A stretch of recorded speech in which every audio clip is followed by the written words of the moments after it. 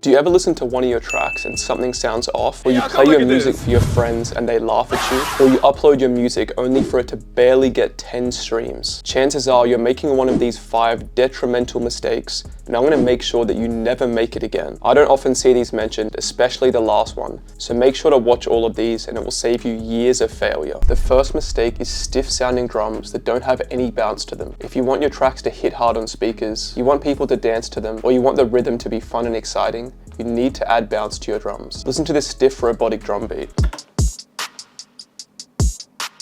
A very easy way to add bounce is with the hi-hats. You can easily add bounce by going into the magnet section, selecting a magnet, selecting a note and clicking Ctrl U. It's going to slice up that note on your hi-hat. Something else you can do is go into the tool section, go into randomize and mess with the velocity and the panning. This is going to pan your hi-hats from side to side randomly.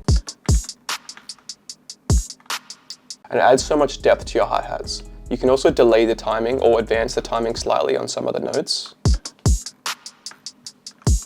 Humans tend to crave realism when it comes to drums, and the closer you can get a drum beat to sounding like it was played on an actual drum set, the better. You can also add low pitch hi-hat notes to add depth. You can change or advance the timing of an open hi-hat. For example, you can have it come in right before the snare. I like to alternate between coming in on the second beat and coming in right before the snare. Another great way to add bounce to your beat is by alternating the timing of the kick and the 808. As you can see, both of these are hitting at exactly the same time. I'm going to take out some of the kicks. Here I took out one of the kicks where the 808 is hitting, and it sounds so much different and bouncier by just having the 808. I also took this kick out here.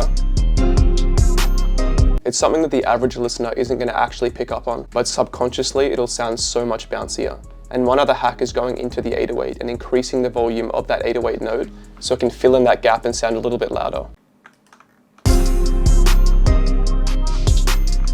Add some wide effects like this. You can add so much atmosphere to your beats, and try adding some snare and clap fills, sometimes even at a lower octave, just like this here. And add some transition samples, just like this one I got from the Emotional Essence library, and you're going to have a bouncy drum beat like this.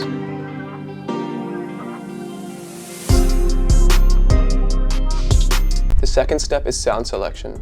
Even if you're good with drum sequencing, you're good at making melodies, if you have bad sounds, it's going to sound really robotic and cheap. It may sound like I made this bad on purpose, and I did, but these are all samples that come with FL Studio. I recommend getting your samples from wavegrind.com. There are so many free sample packs as well as massive projects, but no matter where you get them from, make sure that they're high quality, and make sure that they're perfect for the genre or style that you're creating. Some things to look out for: make sure that the 808s are in C, make sure there are no gaps at the start of samples, and make sure that there are no harsh frequencies or feedback in the samples that you're using. Another hack: if you find yourself always adding the same effect to the same sample, go and add that effect, export that sample, and that will save you so much time in the future. For example, if you always add the same distortion to an 808, go and export a new version of that 808 with that distortion, and it will save you from doing it in the future. The same thing goes for adding reverb to hi-hats or cutting out harsh frequencies off samples. The third massive mistake is having a bad mix. Send all your layers to a mixer track. Go through one by one and set the levels. I recommend starting with the melodies, and I recommend starting with the volume at around 50%.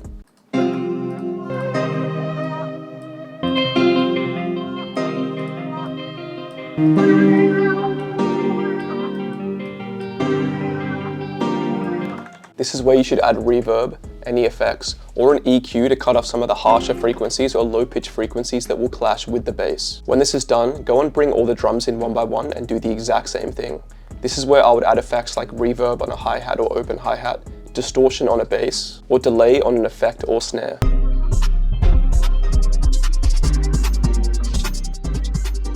If you get confused in this process, you can always turn the stereo separation to 100% merged. This is going to play your beat in mono, which is going to make it easier to hear what's happening because your left and right ear will be hearing the same thing. Just remember to reset this when you're done. As you can see, my final mix is peaking at around -9 to -6 decibels, and this is perfect because it gives you so much room to go and use a mastering plugin to increase the volume of your track. This is where you can add a soft clipper, a maximizer, or a compressor, whichever one is your favorite. Just to give you an example of each of them, this is Fruity Soft Clipper. All I've done is increase the post.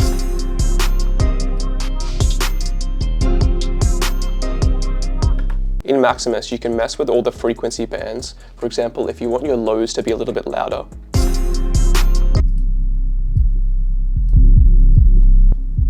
you could crank it up. You could also boost it by turning up the pre.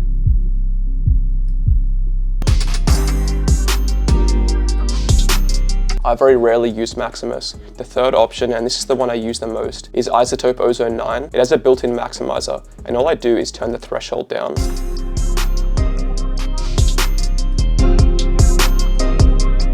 Until it starts to affect the volume, and you can turn the character down to make it punchier.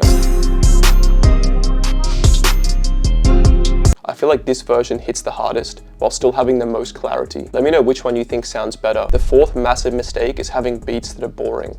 You need to have some evolution, and you have to have something interesting to give your listeners a reason to keep listening. One great way of doing this is adding some transitions and rises like this. You can also mess with the arrangement by adding different fills like this, where the beat comes in and out. You can bring melody layers in and out. Or you can add beat switches by adding some kind of effect like half speed. You can turn down the master pitch. You can go and consolidate all the melody layers or export the beat and pitch it up or down. Or you can go and make a completely different beat, render it, have it come in halfway, or add some kind of crossfade to blend two beats together.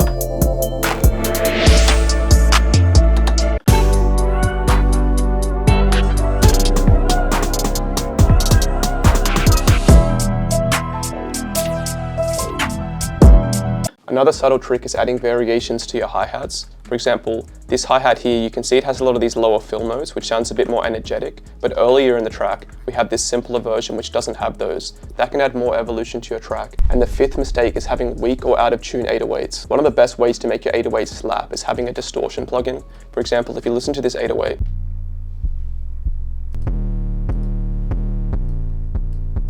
you can add so much warmth to it by adding a distortion. You can also add a plugin like Sausage Fattener, for example.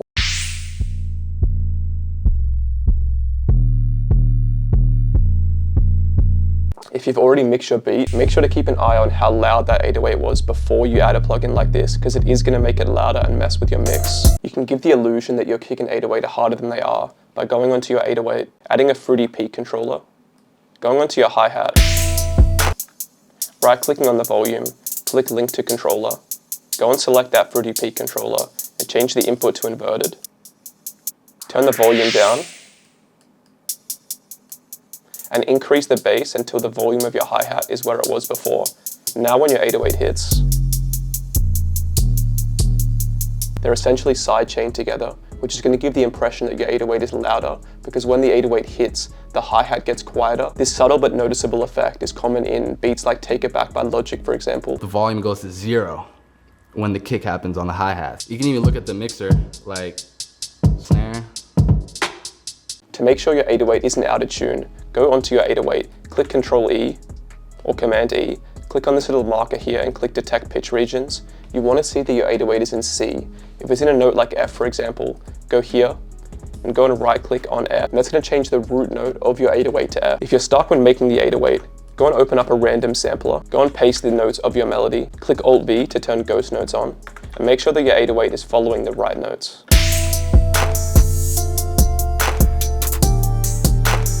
Just because it's following a note in the chord doesn't mean it's technically the right note. Sometimes you may place it on a note that's way too high and it sounds really bad. It's technically in the scale, but it sounds really out of place. One of the best ways to notice when this is out of place is by going and stepping away from that beat, going and doing something else and coming back. And I often notice that my 808 is on a much higher note than it should be on, and then I go and fix the 808. So I don't recommend finishing a beat in one session and sending it out unless you're really experienced at finding out what note the 808 should be on. So to recap, Make sure that you add bounce to your drums. Make sure that you choose really good samples. Make sure you mix your beat properly. Go and add evolution to your beat by going and messing with the arrangement and adding effects or beat switches. And make sure that your 808s are hitting hard and aren't out of tune or out of key. If you want to learn how to mix your beats in a proper mixing video, click one of the recommended videos. If you want to learn how top producers make their beats, click one of the recommended videos. And if you want over 10,000 high quality royalty-free samples and MIDI, click the link in the description to get the Emotional Essence library.